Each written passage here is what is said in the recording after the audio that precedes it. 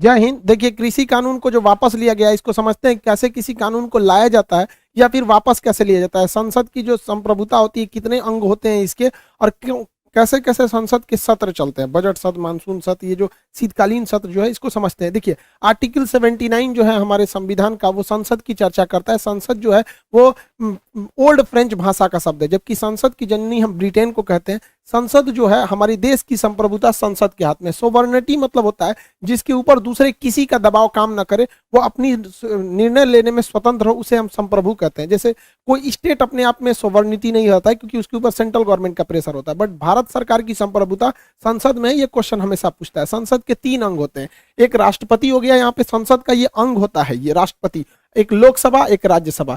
तो लोकसभा जो होता है उसका कलर आप देखेंगे तो कालीन ग्रीन कलर का, ये रेड कलर का, ये मतलब एक जनरली टीवी में दिखाया गया, तो आप समझिएगा अंतर क्या है। तो लोकसभा, राज्यसभा और राष्ट्रपति, जब हम इन तीनों को मिलाते हैं तब जाके संसद बनता है। तो संप्रभुता कई लड़के कहते हैं सर राष्ट्रपति के पास होती है। अरे भैया, राष्ट्रपति खुद ही संसद का अंग है, अलग थोड़ी है। क्योंकि संसद में कोई भी चीज कब पारित होता है, लोकसभा, राज्यसभा, जब तक राष्ट्रपति साइन नहीं करेंगे। तो तीनों मिलकर संसद का निर्माण करते हैं और भारत की संप्रभुता यानी ओवरऑल डिसीजन मेकिंग पावर संसद के पास ही है। अब संसद में समझिए क्या होता है। संसद में कोई भी डिसीजन लेने के लिए एक लोकसभा, राज्यसभा, फिर राष्ट्रपति के पास साइन होता है। लेकिन जो भी लोग चुन के जाते हैं, जो मेंबर ऑफ पार्लियामेंट होते हैं यानी जो सांसद होते हैं, वो हमेशा यहाँ नहीं बैठते हैं। साल में इसकी 3 बार बैठक बुलाई जाती है।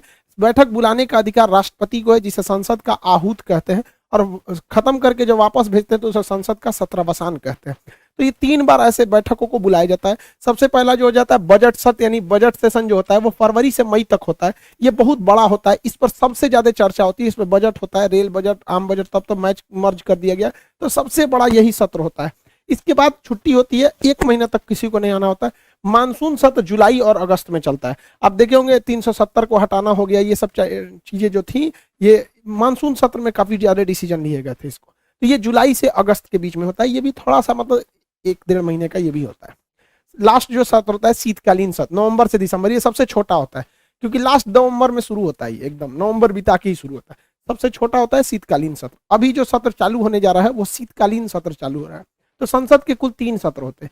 इसी में संसद कोई भी कानून बना सकती है। 370 हटाना था तो इसी से हटा, CANRC लाना था तो उसी से आया। कोई भी नियम कानून आपको लाना है तो संसद में रखिए। संसद मीन्स लोकसभा, राज्यसभा और राष्ट्रपति साइन करेंगे तो ये हो सकता है कोई भी काम। लेकिन होता क्या है कि कभी कभी एक इमरजेंसी, संविधान निर्माता जब संविधान बना रहे थे तो उनको लगा कि भैया हमने तो संसद को केवल 3 सेशन ही दिए, अगर बीच में कोई बहुत इमरजेंसी आ गई और कानून बनाना पड़ गया, उस इमरजेंसी स्थिति में तब कानून कैसे बनेगा। लेट सपोज कि जैसे जून के महीने में कोई सत्र नहीं चलता है, अक्टूबर में देखेंगे कोई सत्र नहीं है, सितंबर में कोई सत्र इधर नहीं मिला है, तो जून के महीने में सपोज कीजिए कोई सत्र ही नहीं है और इमरजेंसी आ गया, तो उस स्थिति में क्या करेंगे। तो क्या देश को टूटते हुए छोड़ देंगे? नहीं। संविधान निर्माता इसके लिए व्यवस्था करके गए थे ऑर्डिनेंस बिल का, अध्यादेश, राष्ट्रपति का अध्यादेश। संविधान का आर्टिकल 123 राष्ट्रपति को यह पावर देता है कि अगर संसद का कोई सत्र नहीं चल रहा है और कोई इमरजेंसी है तो आप कानून बना सकते हैं। और उसके बाद जब संसद का सत्र आ जाएगा तो संसद से कह दीजिएगा कि तुम लोकसभा और राज्यसभा से पास कर दो, हमने तो इमरजेंसी में अपना काम कर दिया। तो इसमें 2 चीजों का ध्यान रखना होता है आर्टिकल 123 के तहत। सबसे पहला कि संसद का कोई सत्र नहीं चल रहा हो और मामला इमरजेंसी का हो। ऐसा नहीं कि कोई नॉर्मल मामला को आप अध्यादेश के थ्रू ला सकते हैं, ऐसा नहीं होना चाहिए। तो इस बार क्या हुआ, किसान बिल जो था वो बहुत बड़ा कोई विधेयक नहीं था। ऐसा नहीं था कि देश को कोई इमरजेंसी आई थी अचानक, मतलब किसान आंदोलन लाना ही लाना है, मतलब किसान बिल को लाना ही है, ऐसा कोई जरूरत नहीं था। फिर भी 5 जून 2020 को यानी पिछले साल राष्ट्रपति ने अध्यादेश ला दिया। तो ये कुछ अजीब सा लगा कि कोरोना के बीच में अचानक क्यों ला रहा है। शुरुआत से हुआ। अब 25 सितंबर को जब संसद की बजट सत्र चालू हुआ, मानसून सत्र, क्योंकि इस बार जो पिछले साल जो सत्र हुआ था कोरोना को लेकर थोड़ा सा लेट हुआ था, तो जब मानसून सत्र चालू हुआ तो अध्यादेश को संसद पे रखना पड़ता है लोकसभा और राज्यसभा के पास कि देखिए भैया हमने तो इमरजेंसी में ला दिया। तो 25 सितंबर को संसद ने इसे पास कर दिया और 27 सितंबर को राष्ट्रपति के पास हस्ताक्षर करने के लिए भेज दिया गया। अब ये हो गया परमानेंट कानून। तो फर्स्ट ऑफ ऑल ये इमरजेंसी की जरूरत नहीं थी जो इसे अध्यादेश लाया गया, सरकार ने इसे पास करा लिया, वो एक अलग मैटर है, वापस भी ले रही है वो अलग मैटर। लेकिन ये एक इमरजेंसी नहीं था जो इसे मतलब जून में अध्यादेश के थ्रू लाया गया। अब इसका विरोध चालू हो गया, अलग अलग टाइप के किसान लोग, हर टाइप के, जिसमें राकेश टिकैत सबसे प्रमुख थे, उन्होंने विरोध करना चालू कर दिया। और विरोध देखते देखते मामला चला गया सुप्रीम कोर्ट में। सुप्रीम कोर्ट ने कह दिया 12 जनवरी 2021 को, यानी लगभग 1 साल पहले सुप्रीम कोर्ट ने इस पर स्टे लगा लिया था कि भैया इस कानून को अभी आप लागू मत कीजिए, पहले एक पैनल बनाइए जो किसानों को और सरकार के बीच की आपसी बातों को समझेगा कि क्या दोनों में सही है। देखिए इसमें कुछ अच्छाइयां भी हैं कानून में, कुछ खराबियां भी हैं। तो ये ऐसा मामला चलते रह गया। सुप्रीम कोर्ट ने फाइनली एक महीना पहले यानी 22 अक्टूबर 2021 को कह दिया किसानों से कि आप प्रोटेस्ट करने का अधिकार है, लेकिन आप रोड जाम नहीं कर सकते, आपको रोड खाली करना पड़ेगा। तो गवर्नमेंट ने रोड खाली भी कराया था। मेनली किसान 3 जगह बैठे थे, टिकरी बॉर्डर, सिंधु बॉर्डर और गाजीपुर बॉर्डर। वो जो यहाँ यही 3 बॉर्डर था इसमें, जो दिल्ली में ये लोग एक्वायर किए हुए थे। तो बाद में इन्हें खाली भी कराया गया। कई सारे आप देखे होंगे ट्रैक्टर रैली हुई थी, कई सारी इसमें घटनाएं भी दुखद हो गई, जैसे लाल किला वाली घटना थी। तो ये कई सारी चीजें चलते रहे से, जैसे आप 26 जनवरी को देखे थे तो भारत का झंडा के पास ये धार्मिक झंडा, ये काफी चीजें थी। हालांकि मीडिया ने भी कई सारे, या सोशल मीडिया पे भी देखे होंगे, किसानों के लिए भी अगर पिज्जा खा लिया तो ऐसा लग रहा था जैसे कि क्या खा लिया भाई, पिज्जा खाने के लिए होता है, उन लोगों ने खा लिया तो क्या दिक्कत था यहाँ पर। कैसा थोड़ी है कि बस अमीर आदमी ही खा सकता है। अच्छी बात है किसान के पास भी हर चीज अवेलेबल होना चाहिए। ऐसा थोड़ी है कि गाड़ी में बैठ रहा है तो लोग कह रहे हैं देखो 4 व्हीलर से आया है, किसान कैसे हो सकता है। मतलब क्या चाहते हैं, किसान हमेशा भूखे नंगा रहे। तो कई सारे दोनों, हालांकि ऐसा नहीं है कि सरकार ने इसको सॉल्व करने की कोशिश नहीं किया था। 3 राउंड की कई राउंड की बैठक हुई थी हमारे नरेंद्र सिंह तोमर साहब जो है कृषि मंत्री, इनके साथ।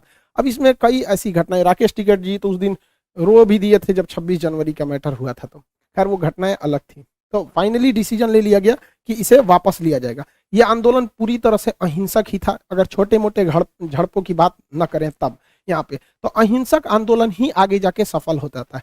चाहे आज़ादी की लड़ाई में देखेंगे तो अहिंसक आंदोलन थोड़ा लंबा समय तक सस्टेन रहा, वही हिंसक रहा तो उसका प्रभाव तो बहुत तगड़ा था, बट एक लंबे समय तक वो नहीं चल सका। तो ये आंदोलन पूर्णतः अहिंसक ही रहा। फिर भी 600 से ज्यादा किसान भाइयों की जान गई कई अलग अलग घटनाओं में, जो कि मतलब अच्छा बात नहीं है। अब सरकार ने घोषणा किया कि इसे वापस ले लिया जाएगा, रिपील किया जाएगा। तो कब किया जाएगा, तो शीतकालीन सत्र। इस साल जो शीतकालीन सत्र चालू हो रहा है वो 29 नवंबर को चालू हो रहा है और ये जाएगा 23 दिसंबर तक। अप्रॉक्स एक महीना का डेट है मान के चलिए। इसमें संसद में ये रिपील विधेयक जाएगा।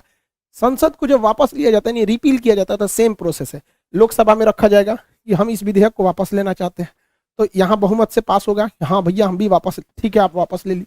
फिर राज्यसभा में जाएगा कि हम विधेयक वापस लेना चाहते हैं, तो इसे भी बहुमत से वापस लेना पड़ेगा।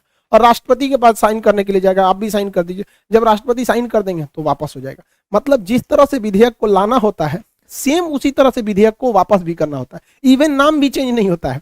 जो विधेयक लाने के टाइम पे था ना, वही नाम यहाँ भी रहेगा, बस लास्ट में रहेगा रिपील बिल, मतलब वापस लेने के लिए यहाँ पर। उसके बाद ये विधेयक मतलब वापस लिया जाएगा। हालांकि ऐसा नहीं है कि विधेयक को वापस ले लेने से कोई बहुत बड़ा चीज हो जाएगा भाई। तो किसानों की तो स्थिति वही है। ओवरऑल किसानों का मांग क्या था, देखिए ये विधेयक में क्या अच्छाई थी क्या खराबी, इसको हमने बहुत पहले ही, जब ये विधेयक आया था 1 साल 1.25 साल पहले ही हम ये वीडियो बना दिए थे। इसको लगभग 2 करोड़ से ज्यादा लोगों ने देख लिया है। अच्छाई खराबी अभी हम यहाँ डिस्कस नहीं करेंगे उसके बारे में, लेकिन फिर भी इस विधेयक के शॉर्ट टाइम बहुत सारे फायदे थे, लेकिन लॉन्ग टाइम में लॉस था। कई लोग कहते हैं कि इस विधेयक के कई सारे फायदे थे, भाई हर चीज के कुछ फायदे कुछ घाटे होते हैं। ऐसा लगता है कि अगर इस विधेयक से किसानों का बहुत बड़ा फायदा होगा, तो जो कानून के तहत यहाँ लागू है वो ऑलरेडी 2006 से बिहार में लागू है। तो कौन सा बिहार के किसान बहुत आगे हो गए। दयनीय स्थिति आके बिहार के किसान को देखिएगा तो बेचारों का फसल सूख जाता है, साउथ बिहार का, नॉर्थ बिहार का बाढ़ में डूब जाता है, बहुत स्थिति खराब है। ये विधेयक में जो मेनली 3 चीजें थी कि कोई भी अब भंडारण रख सकता है, कितना भी रख सकते हैं। भैया किसान का रहने के लिए अच्छा घर नहीं होता है, कहते भी हैं घर टपकती थी उस किसान की, फिर भी वो बारिश के लिए दुआ करता था। तो किसान को अपना घर रखने का नहीं है, वो कहाँ से भंडारण कर पाएगा, तो ये तो अमीर लोग ही कर पाएंगे। दूसरा कहा गया कि आप कहीं का सामान कहीं भी बेच सकते हैं, अच्छी बात है, लेकिन एक बात बताइए, बड़ा सा भी बड़ा किसान रहेगा ना, गांव का बहुत बड़ा भी किसान यूपी बिहार महाराष्ट्र में रहेगा, तो उसके पास 200 से 300 बोरे ही अनाज हो पाएगा, यानी 1 ट्रक हो जाएगा। अब बिहार का किसान अगर 1 ट्रक अनाज अगर दिल्ली में अच्छा दाम मिल रहा है ले जाएगा दिल्ली बेचने, तो उसको 80,000 किराया लग जाएगा। भैया 10,000 का प्रॉफिट के लिए वो 80,000 किराया देने जाएगा, तो फिर यहाँ फायदा बड़ी कंपनियों को ही होगा। तो दूसरा कहा गया कि भाई आप कॉन्ट्रैक्ट फार्मिंग कर सकते हैं। तो कॉन्ट्रैक्ट फार्मिंग में है क्या कि किसान बड़े बड़े उद्योगपतियों से बात नहीं कर पाए। एक बेचारा किसान बैंक में अच्छा से खाता नहीं खुलवा पाता है, उसे कह दें केवाईसी लाइए तो पूछने लगता है भैया फॉर्म भर दो, फॉर्म भर। बहुत स्थिति है इस टाइप का, और बड़ी बड़ी कंपनियां थोड़ा सा मनमानी ज्यादा कर देती हैं, ये ऑफर देंगी, ये देंगी, टर्म्स एंड कंडीशन इतना लगा देंगी कि किसान फंस जाएगा इसमें। हालांकि ये चीजें हैं, ये इतना खराब भी नहीं था यहाँ पे। ओवरऑल सबसे बड़ा डिमांड किसानों का क्या है, एमएसपी, मिनिमम सपोर्ट प्राइस की मतलब कम से कम हमारी फसल का कितना रुपया दीजिएगा, यही मेन मुद्दा होना चाहिए गवर्नमेंट के पास भी। अब गवर्नमेंट की भी एक मजबूरी है, गवर्नमेंट के पास एक्स्ट्रा पैसे बहुत ज्यादा हैं, गवर्नमेंट का खर्च बहुत ज्यादा होता है, लाखों करोड़ों का खर्च आता है बजट का, किसानों के लिए उतना पैसा नहीं है। हमारी सेना को अच्छा से बजट नहीं मिलता है, सेना को जितने पैसे दिए जाते हैं उसका 70% तो सैलरी और पेंशन में चला जाता है, 30% तो मॉडर्नाइजेशन में जाता है। अब सरकार के पास इतने पैसे नहीं है कि किसानों को उचित दाम दे सके, वरना हमको क्या मतलब बनता है कि हम अपना सामान लुधियाना बेचें कि पंजाब बेचें, क्या मतलब बनता है? हमको ये बताइए कि किस रेट में बेचना चाहिए। तो अभी भी एमएसपी पे कोई डिसीजन नहीं लिया पाएगा, और रियलिटी यही है कि गवर्नमेंट के पास इतना पैसा नहीं है कि किसानों का एमएसपी पे वो दाम खरीद सके। तो कम से कम एटलीस्ट एक दाम तो फिक्स कर देना चाहिए ना। अब जैसे टाइगर बिस्किट है या पार्ले जी बिस्किट है, गवर्नमेंट थोड़ी कहती है कि आप दिल्ली में बेचिए चाहे महाराष्ट्र में बेचिए, उसने तो दाम फिक्स कर रखा है, वैसे ही होना चाहिए। तो अभी भी किसानों का कहना है कि भैया हमारा अभी भी प्रॉब्लम सॉल्व नहीं हुआ, आपने एक विधेयक लाया था, बड़ा तामझाम से विधेयक वापस गया है। हमारा मेन मांग मतलब किसानों का मेन मांग क्या है? एमएसपी। और रियलिटी भारत में किसानों की बहुत दयनीय स्थिति है, किसानों को बस एक जगह फायदा होता है सब्जी में, और वो भी मतलब ठीक ठाक मिल गया तब, वरना ये भी खराब हो जाता है। लेकिन वैसे भी देहात में कहा जाता है कि नौकरी में सरकारी और खेती में तरकारी फायदा करता है, सब्जी में थोड़ा किसानों को ठीक ठाक फायदा हो जाता है। और इसमें गवर्नमेंट एमएसपी भी नहीं देती है, इस पे कोई कृषि कानून भी नहीं लगते हैं, तो आखिर इस पे फायदा क्यों हुआ? क्योंकि इसका एक अच्छा रेट मिल जाता है। तो किसानों को ओवरऑल विधेयक से कोई प्रॉब्लम नहीं है, किसानों को प्रॉब्लम है कि उनकी फसल का अच्छा मूल्य मिलना चाहिए। अब आप ये छोड़ दीजिए कि वियतनाम में बेचना है कि जापान, आप रेट बताइए, वो किसान अपने से बेच लेगा। तो कहा जा रहा था विधेयक में कि आप यहाँ भी बेच सकते हैं, यहाँ भी रख सकते हैं, कॉन्ट्रैक्ट फार्मिंग कर सकते हैं। अरे भैया बेचेंगे कितना में ओवरऑल? इसका कहीं स्पष्ट चर्चा नहीं था। सब्जी भी बर्बाद हो जाती है। आंध्र प्रदेश का एक बार था कि टमाटर जो था 1.5 रुपया किलो बिका था, तो बेचारा क्या करेगा, किसान फेंक के चला जाता है। तो कभी कभी किसानों की भी दुर्दशा बहुत खराब है। तो फाइनली इस विधेयक को वापस लेने की घोषणा कर दी गई है और नेक्स्ट सत्र में इसे वापस ले लिया जाएगा। अब इसके साथ ही भाई स्टूडेंट सब के लिए भी एक विधेयक आया था 2019 में। देखिए 2019 में रेलवे एनटीपीसी ग्रुप डी का फॉर्म आया था, और आप लोग जो तैयारी करते हैं वो तो तकलीफ को डायरेक्टली सोच सकते हैं। जरा ये बताइए, गरीब इंसान 2019 में फॉर्म भरा है, 2021 तक में उसका एग्जाम डेट नहीं दिया जा रहा है। कब देगा सीबीटी 2, कब देगा, कब एनटीपीसी का फाइनल रिजल्ट, इसका रिजल्ट देगा, कब ग्रुप डी का एग्जाम लेगा, रेलवे कब, एकदम सोया हुआ है। एक तो नोटिफिकेशन डाल देता है पेंडेमिक को लेके। तो ये बड़ी दयनीय स्थिति है, सरकार इस पे भी ध्यान दे भैया। सबसे सरकार में जितने लोग बैठे हैं हम लोग को भी भाई ध्यान दीजिए। आप क्या चाहते हैं, अब हम लोग भी किसान की तरफ बैठा जाए? यहाँ पे टीचर स्टूडेंट सब परेशान है। इवन क्या है कि अब पढ़ाने में भी उस तरह का अजीब सा, लड़का पूछता है सर एग्जाम कब होगा, कितना पढ़े, उसका भी मनोबल टूट जाता है। तो सरकार को भी इस पे ध्यान देना चाहिए, एग्जाम डेट को क्लियर करे, रिजल्ट प्रॉपर टाइम से दे। आपका वो पता है कि हमको ये वैकेंसी जाते जाते 2024 आएगी, क्योंकि आया ही था ये वैकेंसी चुनाव में, क्लियर भी होगा चुनाव में।